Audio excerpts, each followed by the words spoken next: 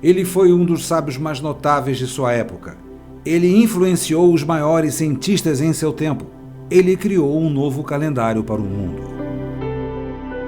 Cristóforos Clavius é considerado um dos sábios mais notáveis no período entre Copérnico e Galileu.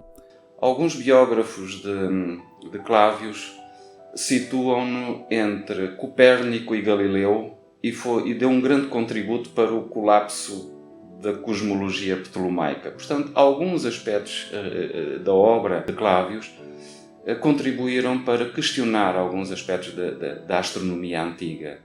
Nas universidades medievais, o ensino era essencialmente livresco.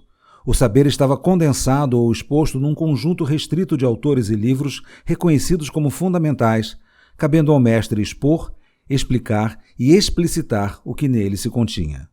Os comentários aos textos de Aristóteles continuavam a ser referência programática, mas alguns professores aventuravam-se a introduzir assuntos que representavam uma nova orientação.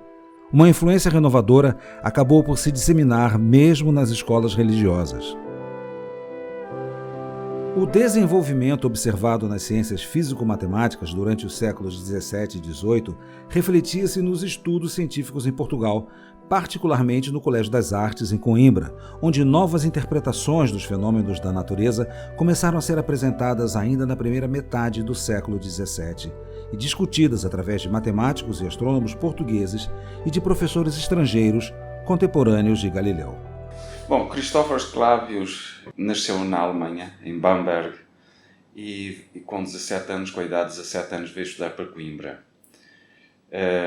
Em Coimbra ele conheceu Pedro Nunes. Não é certo que ele tenha sido discípulo de Pedro Nunes. Pedro Nunes foi um matemático do século XVII, talvez o maior cientista português de todos os tempos. Apesar de não ter sido aluno de Pedro Nunes, é notório na sua obra a grande admiração e influência do matemático português. Nunes deve a Clavius a divulgação dos seus trabalhos na rede da Companhia de Jesus. Clavius estudou em Coimbra entre 1555 e 1560 e regressou a Roma. Onde se tornou um matemático notável. Clavius começou a publicar comentários sobre astronomia em 1570 e teve uma influência determinante para o desenvolvimento da matemática, sendo considerado por alguns historiadores como um dos professores mais influentes da Renascença.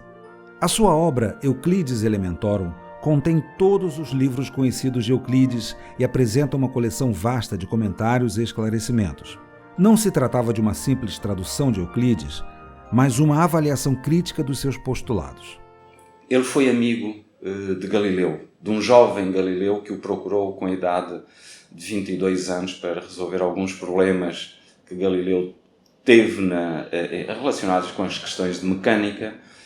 E até à morte de Clavius, Galileu beneficiou do apoio científico de Clavius. O caráter inovador da sua obra científica teve um digno seguidor, o jesuíta Girolamo Saccheri, que é considerado como um dos fundadores da geometria não euclidiana. Clavio foi um dos primeiros a utilizar o modelo da prova que deriva de uma proposição, supondo o contrário da proposição a ser provada. O seu tratado, intitulado Euclides, foi considerado um texto modelo e aperfeiçoado que exerceu influência na ciência do seu tempo, também entre os jesuítas de Portugal. O trabalho de Clavius transformou-se num compêndio padrão durante todo o século XVII, e os seus livros de aritmética, geometria, álgebra, harmônicos e astronomia foram usados em todas as escolas europeias dos jesuítas, particularmente no Colégio das Artes. Esse fato tornou-o um dos mais influentes mestres de matemática da Europa católica, bem como em muitas escolas de países da Europa protestante.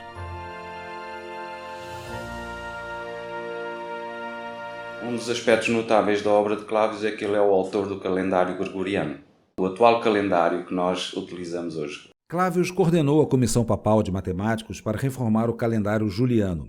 Em 1582, o calendário gregoriano foi promulgado pelo Papa Gregório XIII.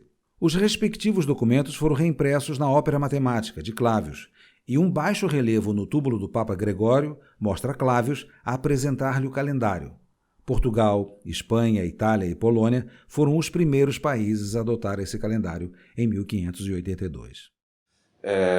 Portanto, a organização do tempo tal como a temos hoje é devida essencialmente a Cristóvão Clavius, Cristóforos Clavius, como era conhecido. No Siderius Nuncius, de 1610, Galileu anunciou a descoberta dos satélites mais próximos de Júpiter, contrariando a visão homocêntrica de Aristóteles e o sistema geocêntrico de Ptolomeu. Juntamente com os jesuítas, seus antigos discípulos, Cristóforo Grimberg, Giovanni Paulo Lembo e Otto von Malacott, Clavius esteve diretamente envolvido na confirmação das observações de Galileu. Em Portugal, terá sido através da recepção do terceiro volume da Ópera Matemática de Clavius que foram efetuadas as primeiras alusões a Galileu, de quem Clavius era amigo. Os grandes cientistas, grandes nomes da ciência do século XVI e século XVII, estudaram pelos livros de Clavius, a Ópera Matemática, o Euclides Elementorum.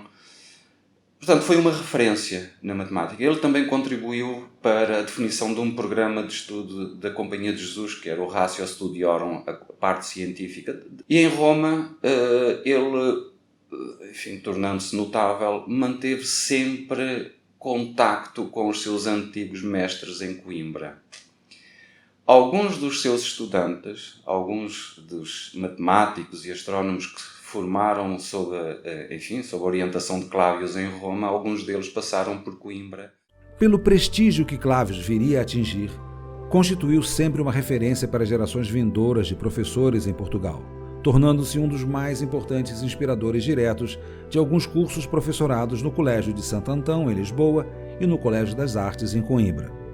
Publicou importantes obras que tiveram uma grande influência entre os jesuítas.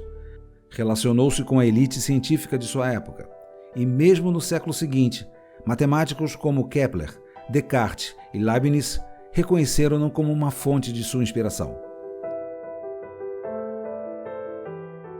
Cristóforos Clavius morreu em Roma no dia 6 de fevereiro de 1612.